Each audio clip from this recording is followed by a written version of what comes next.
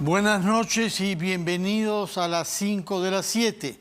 Como cada día, vamos a tratar a través de nuestros invitados de darles elementos de información sobre los temas que están en debate o deberían estarlo en la campaña electoral que nos convoca a todos a votar el próximo 11 de abril para elegir autoridades en el Congreso y en la Presidencia de la República.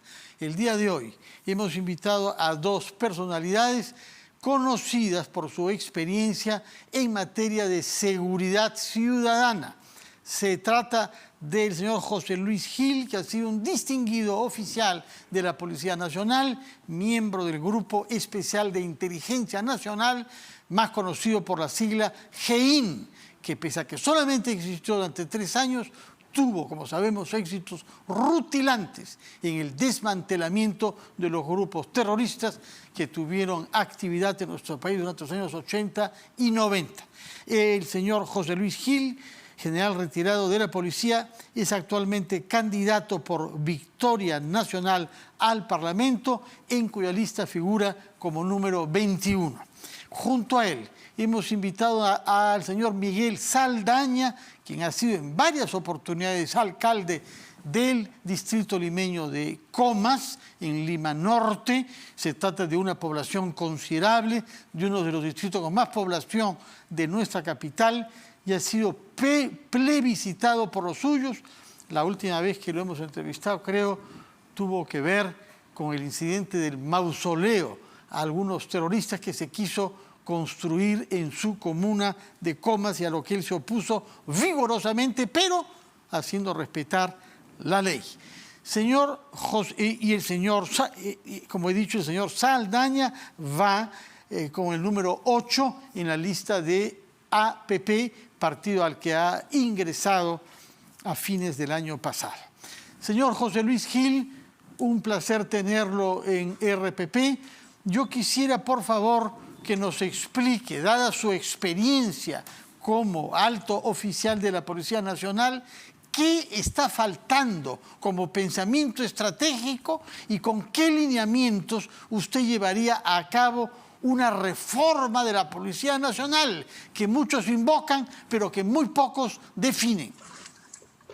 Buenas noches, Fernando, muy agradecido por la invitación. Buenas noches al candidato invitado también. Y lo primero que tienen que hacer los estrategas de la Policía Nacional, del Ministerio del Interior, es entender el fenómeno. Si bien es cierto, ha habido mucho rediagnóstico, lo que todavía no logran entender es que la criminalidad está en pleno proceso evolutivo y viene evolucionando de hace 20, 25, 30 años. Ahora vemos las formas diferentes, cómo ha evolucionado el criminal, cómo ha evolucionado sus métodos, cómo han evolucionado sus relacionamientos, incluso cómo ha evolucionado su participación en la política misma. Con lo cual, si no entendemos que esta evolución de la criminalidad le está afectando al país y no entendemos de que existe un círculo pernicioso que protege la impunidad, no podemos planificar nada, Fernando Carvalho. ¿Por qué razón? Si no entendemos que este es un círculo vicioso permanente y que hay que romperlo de manera estratégica parte por parte, con actividad de inteligencia, con actividad operativa, encarcelando a la gente, pues entonces no vamos a notar ese pequeño retroceso que necesitamos para iniciar realmente un proceso de seguridad en el país. De acuerdo. Estamos en contacto también con el exalcalde Saldaña, me parece, ¿no? Señor Saldaña, ¿ha escuchado lo que nos ha dicho el señor Gil? Son cosas importantes, son cosas graves. Hay una evolución de los delincuentes que parecen más rápido que las autoridades encargadas de neutralizarlos. Y nos ha dicho también que hay una penetración en la política por parte de grupos de criminalidad organizada. Usted ha vivido todo esto desde el terreno, en Comas, porque ha librado batalla ahí contra la delincuencia local o la delincuencia nacional que tenía sus, naturalmente, pilares también en su distrito. ¿Qué enseñanza ha sacado de lo que debemos aprender para mejorar nuestra lucha contra la delincuencia? Muy buenas noches, Fernando. Buenas noches. Muchas gracias por la invitación. Buenas noches, José Luis Gil. Buenas noches. Voy de frente al punto. Yo creo que la interacción entre la policía, los gobiernos locales y la población organizada también es un factor que debe ayudar precisamente a dar respuesta a este avance de la criminalidad. No debemos de dejar de lado que debemos de prestar atención a un problema muy marcado, y es la presencia en el crimen organizado de extranjeros que han importado también modalidades del crimen que nos están afectando mucho en la percepción de inseguridad, que ese es otro factor que se tiene que atacar muy fuerte. Yo coincido con José Luis cuando dice qué importante es tener un buen servicio de inteligencia que adelante la jugada al crimen. Ese es un tema, pero el otro factor es qué medidas se toman desde el gobierno con una respuesta organizada, ya decíamos, en la policía, con un soporte de los gobiernos locales, de los gobiernos regionales, para, por ejemplo, comenzar a deportar a aquellos que estén cometiendo faltas, delitos, que nos llevan a una percepción de inseguridad más alta de la que realmente hay. Ese es otro factor que creo yo que urge atender, ¿no? Asimismo, consideramos que para combatir la delincuencia, pienso que falta mucho más apoyo a los policías en acción.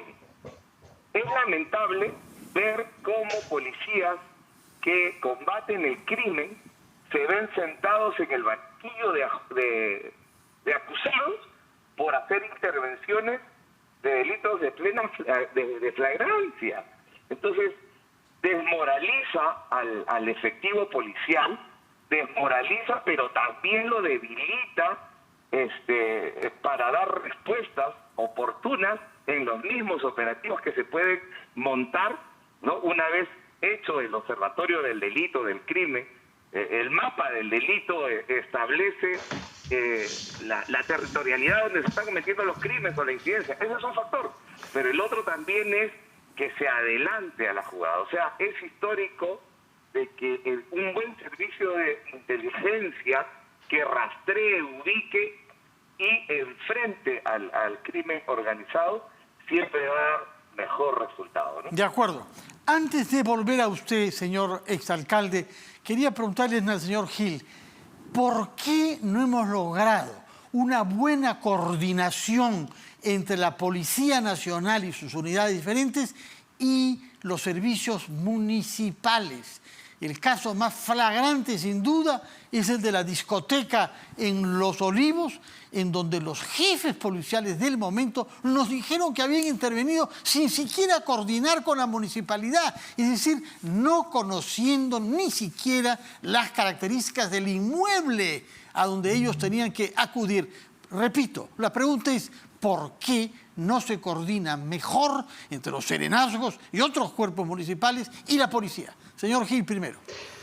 Bueno, es evidente que han existido una serie de circunstancias en las que a veces las fuerzas se miran con mucho recelo. Nosotros desde el Congreso queremos terminar con esto para que la seguridad ciudadana sea un solo concepto, entendiendo que hay una estrategia del Estado para que todos actúen de manera coordinada.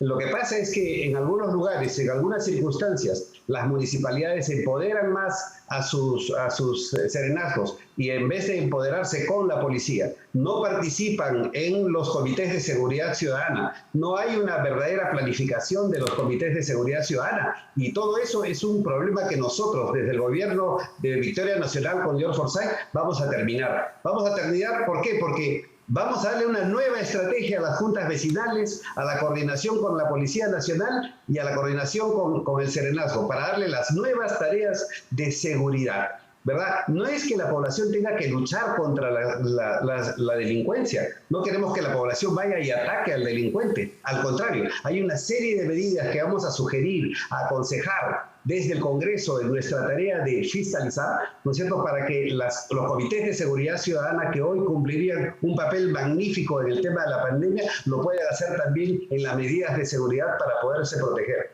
también queremos dar normas, dar leyes que van a ayudar a este propósito. Señor Saldaña, como dije antes, usted ha sido alcalde durante bastante tiempo y ha, en consecuencia, podido ver la evolución de la delincuencia. Nos habló sobre eso hace unos instantes. ¿Qué ha evolucionado? Cuéntenos qué es lo que ha percibido usted como evolución de la delincuencia durante los sucesivos mandatos que usted fue alcalde de Comas. Mire, la primera vez que tuve la oportunidad de ser alcalde en el distrito, el problema de la delincuencia, por ejemplo, era el pandillaje.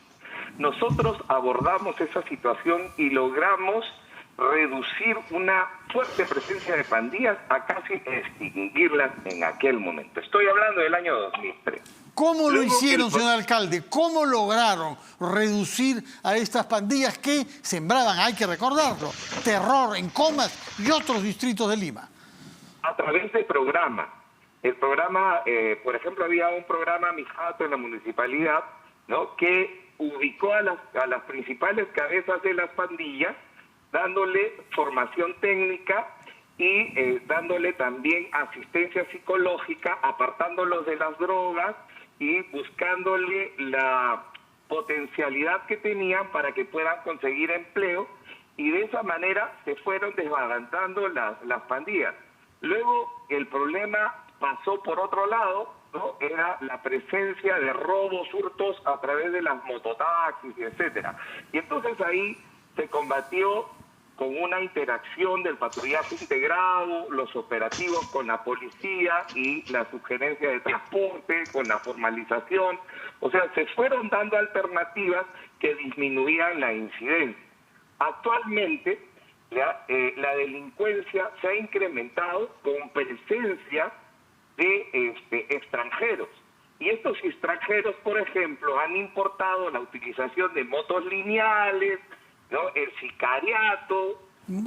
Pero motos lineales existen desde hace bastante tiempo. Y sicarios tenemos más. Lineales, Fernando. Sí, perdón. La delincuencia, el sicariato en motos lineales es algo que se ha reproducido y se ha comenzado a poner como una incidencia en el crimen que los ha agravado. Después, la gravedad también. O sea, antes los pandilleros que ponían en jaque mate a la comunidad andaban con cuchillos, se peleaban con botellas. Hoy se agrupan, no exactamente para hacer pandillas identificadas con determinado nombre, sino que se agrupan para delinquir y utilizan pistolas.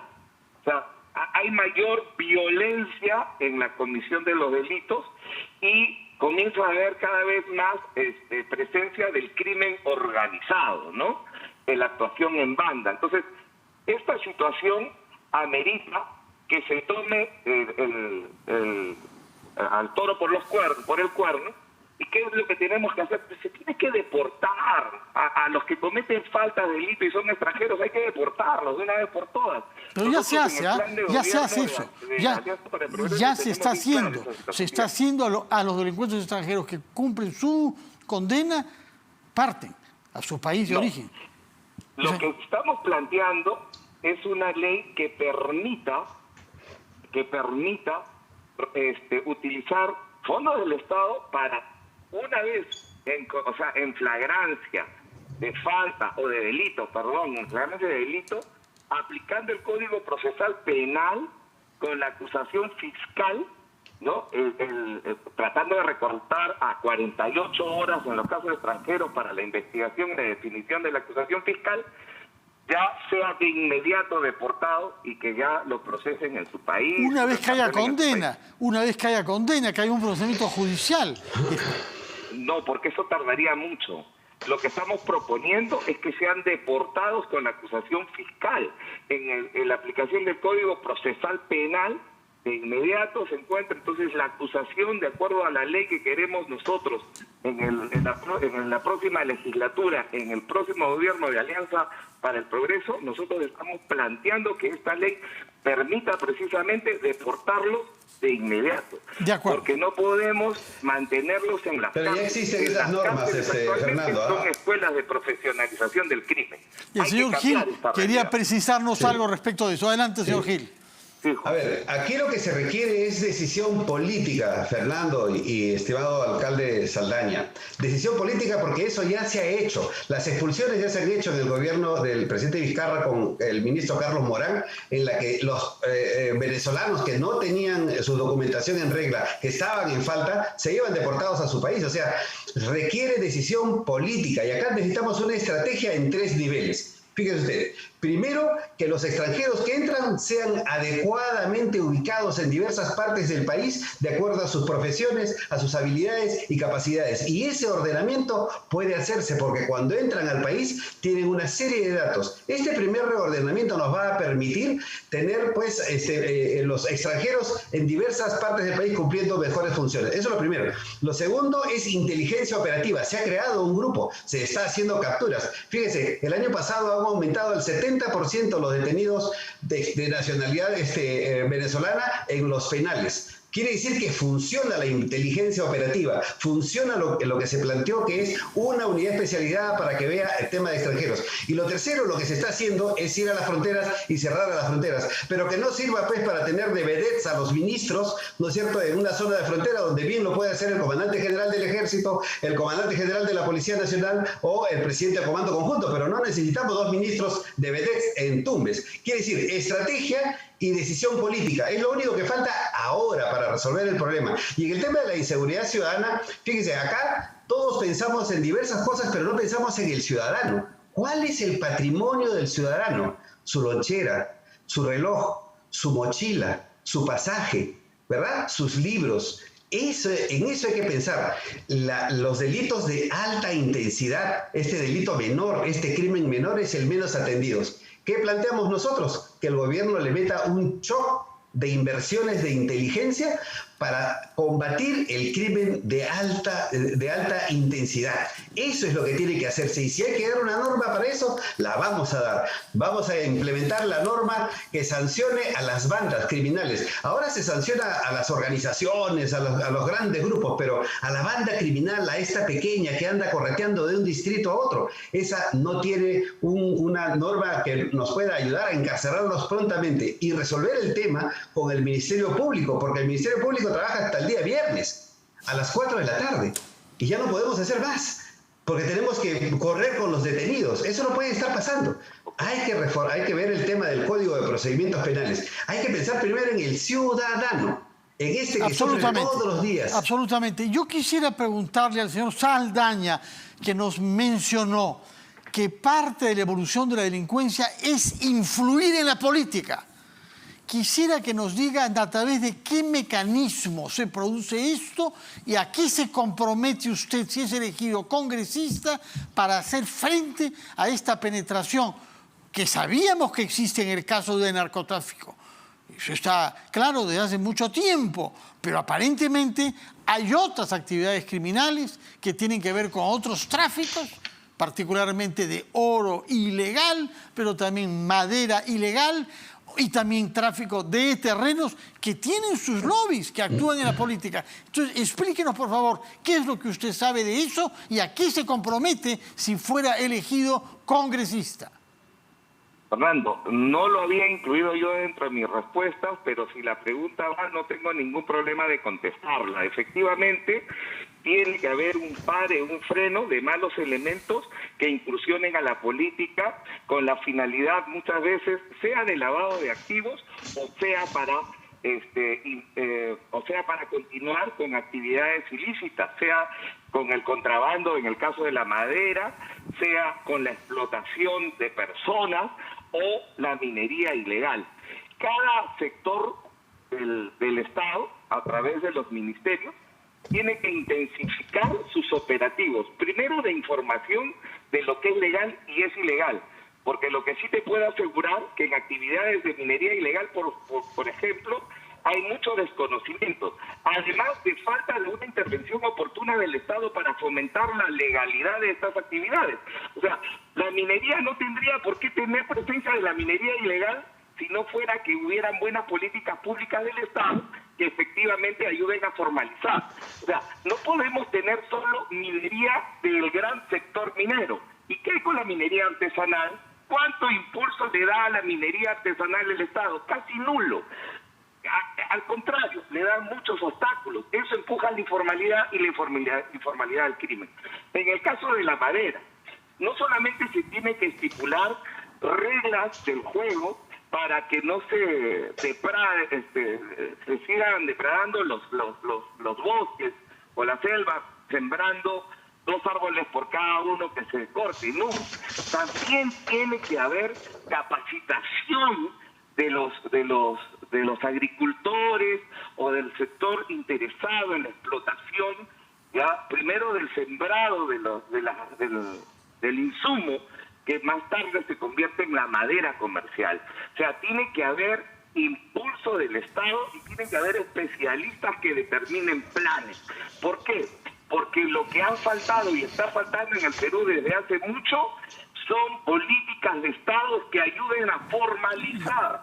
La SUNAT tiene que flexibilizarse para el productor.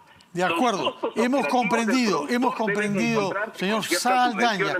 Justamente quisiera profundizar ese tema, preguntándole de una manera directa al señor Gil. Hace tiempo que se habla de reformar la policía. Usted lo ha mencionado también y usted lo ha incluido en su campaña, pero ¿bajo qué lineamientos? Estamos a la espera de que se cumplan los 60 días que prometió el ministro Hélice, en función de los cuales debemos tener. Sin embargo, yo quisiera antes pedirle de su propia experiencia. Uno de los cuerpos más prestigiosos de la Policía Nacional es aquel del que usted formó eminentemente parte, el GEIN, que capturó al más grande criminal terrorista de la historia del Perú sin disparar un solo tiro y sin violar un solo derecho de nadie. No hubo ninguna discusión sobre el profesionalismo extraordinario y la paciencia de ese operativo. Y sin embargo, el GEIN, pocos meses después, fue disuelto. ¿Por qué se hizo eso, señor Gil? Explíquenos, por favor. Lamentablemente, la mezquindad política de aquella época de Vladimiro Montesinos, de Alberto Fujimori, que no quisieron entender que así como evolucionaba la criminalidad, así como evolucionaba el terrorismo, la inteligencia tenía que evolucionar y no involucionar como lo hizo Montesinos. Montesinos hizo involucionar a la inteligencia. Era la otra línea, no era la línea correcta. Nosotros hicimos que el GEIN lleve por el camino de la evolución de la inteligencia. Tal es así que luego otros grupos se crearon. Se ha creado Orión, el grupo Scorpio. Hemos llegado hasta la DIVIAC. Estamos en un proceso evolutivo también de la inteligencia. El tema del DIVIAC no le pertenece al señor Basombrío, al señor Hino Costa, no. Le pertenece a esta tradición de evolución de la inteligencia. Y en segundo lugar, yo no hablo sobre que vamos a reformar la policía. No, nosotros estamos hablando de fortalecerla. Necesitamos fortalecer sus habilidades. Usted sabe, las unidades especializadas de la Policía Nacional, DINANDRO, DIRCOTE, DIVIAC, Anticorrupción, en los últimos 3 años, usted sabe lo que han demostrado. Una alta capacidad profesional, 0 fuga de información y 0 actos de corrupción en las unidades especializadas. Quiere decir que la policía ha evolucionado, hay un gran sector que ha evolucionado. Y esto no significa que hay que cambiar todo. ¿Hay algunas cosas que hay que cambiar? Sí. ¿Hay que luchar contra la corrupción interna? Sí, donde corresponda. Pero eso de estar manoseando a la institución policial, ¿verdad? Queriendo reformarla y refundarla para volverla de repente a los lineamientos ideológicos de alguien, eso está mal. El Perú hoy necesita una policía fortalecida, que trabaje por el ciudadano, por el delito de alta intensidad, el crimen menor, que le resuelva este problema al ciudadano. Y la inteligencia lo puede hacer. De acuerdo. Nosotros, desde el Congreso, vamos a fiscalizar de que la policía y el Ministerio del Interior cumpla con potenciar a esos grupos. Señor Saldaña, hemos escuchado al general Gil, candidato Gil, expresarse sobre temas de fondo. Inclusive nos ha hecho compartir una experiencia dolorosa de ver por mezquindad política, nos ha dicho, la disolución del GEIN en el año 93. Yo quisiera que hablemos ahora sobre la base social, sobre aquello que el alcalde conoce mejor que nadie y usted es reputado en Comas por la cercanía con su población. Y el tema que más perturba es la corrupción, la desconfianza que los ciudadanos tienen de poder acudir a su municipalidad o a su comisaría y saber que va a ser atendido de una manera limpia y transparente. Cuéntenos, por favor, ¿qué medidas tomó usted en Comas para restablecer una confianza plena de los ciudadanos en sus autoridades? ¿Y a qué se compromete, si es elegido como congresista, a esta otra delincuencia que es la de cuello y corbata? En primer lugar, una de las cosas que nosotros establecimos como regla fundamental para el trabajo de la seguridad ciudadana es armonía entre la municipalidad y las comisarías. En Comas, durante mi mandato, tuve la suerte de encontrarme con comisarios operativos. Los comisarios solo se acercaban al despacho, no tenían que pedir cita para hablar con el alcalde. Eso ya le da confianza, pero también permite transparentar la función del comisario y también de la municipalidad en respuesta de las expectativas de los ciudadanos. Los municipios periféricos tienen muy pocos recursos siempre. Sin embargo, lo que puede pasar es que trabajando mejor, siendo mucho más ejecutivo, eficaz y eficiente, se puede establecer que el compromiso del comisario tenga un efecto de espejo positivo en su personal policial, pero también el equipo de funcionarios, el gerente de seguridad ciudadana, el subgerente de serenazgo, tienen que ser personas operativas que estén atentos a la labor policial para darle el soporte. Mira, Fernando, acá hay un asunto en el Perú que debe de aclararse y mejorar. Los roles. Quien combate a la delincuencia es la policía. El serenazgo solo da soporte en lo que requiera la policía. El patrullaje integrado es algo que tiene que funcionar de manera que responda a las deficiencias logísticas que puede tener la policía, por los X motivos que sea. Nosotros tenemos claro en Alianza para el Progreso que una de las cosas que se tiene que hacer para mejorar la seguridad ciudadana es dotar de mejores recursos según el índice de criminalidad. Y hay operatividad con la logística necesaria, si hay una buena interacción entre el gobierno local y la policía, las oficinas de participación ciudadana que acogen a las juntas vecinales, y se hace una sola organización de juntas vecinales, no podemos ni debemos de permitir que hayan juntas vecinales de la municipalidad y juntas vecinales, para efectos de seguridad ciudadana me estoy hablando, en las comisarías. Se tienen que integrar y se tiene que hacer un solo trabajo, de tal manera que ese trabajo en equipo estimule, fomente. Mire, ¿sabe qué es lo que muchas veces también lleva a la corrupción? El desánimo de que el sistema no funcione. Si el sistema no funciona, si el sueldo es poco y encima la labor policial se convierte en una situación heroica, no todos quieren ser héroes y muchos caen en el juego de la corrupción porque comienzan a anteponer sus necesidades y sus intereses económicos, y por eso se produce la corrupción como una consecuencia. Hay que mejorar el sistema, hay que mejorar la interacción de las instituciones, hay que premiar al buen policía, hay que estimular a los que hacen bien las cosas premiándolas. Entonces, si nosotros trabajamos armónicamente en equipo, vamos a vencer ese desánimo que produce muchas veces la situación de corrupción o la mala atención del ciudadano. De acuerdo, muchas gracias, señor Saldaña, por estas explicaciones que proceden de su experiencia rica como alcalde de Comas y que quizás se van a expresar en su trabajo parlamentario. Palabras finales para que se despida de nuestros televidentes, señor José Luis Gil. Bueno, quiero decirle a los peruanos que tenemos la oportunidad de tener una nueva gestión, una nueva visión para fortalecer a la Policía Nacional y para ayudar al ciudadano. El centro de toda la estrategia del gobierno del presidente George Forsyth será el ciudadano, el más afectado por la inseguridad. Y nosotros, los expertos en seguridad, vamos a asesorar desde el Congreso, desde el gobierno, para que las cosas se hagan de manera estratégica y operativa, de manera eficaz. Eso es lo que vamos a hacer. Muchas gracias. Y recuerdo a nuestros televidentes que hemos escuchado al señor José Luis Gil, candidato de Victoria Nacional, el partido de George Forsyth, en cuya lista de Lima figura como número 21. Y al mismo tiempo hemos escuchado al exalcalde de Comas, Miguel Saldaña, que va con el número 8 en la lista del Congreso por Lima de APP. Ha sido entonces nuestro debate. Como corresponde a nuestro deber, quiero tomar un instante para recordar parte de las nuevas normas que van a regir desde el domingo. Como sabemos, Lima Metropolitana y Lima Regiones se inscriben en el conjunto de 10 regiones de riesgo extremo por el COVID y en consecuencia se han impuesto nuevos horarios, nuevos aforos y nuevas prohibiciones. Pero estamos poniendo en pantalla las actividades que sí se pueden practicar, comenzando con agricultura y avicultura, de la misma manera que pecuario y caza, pesca, acuicultura, energía, hidrocarburos, minería.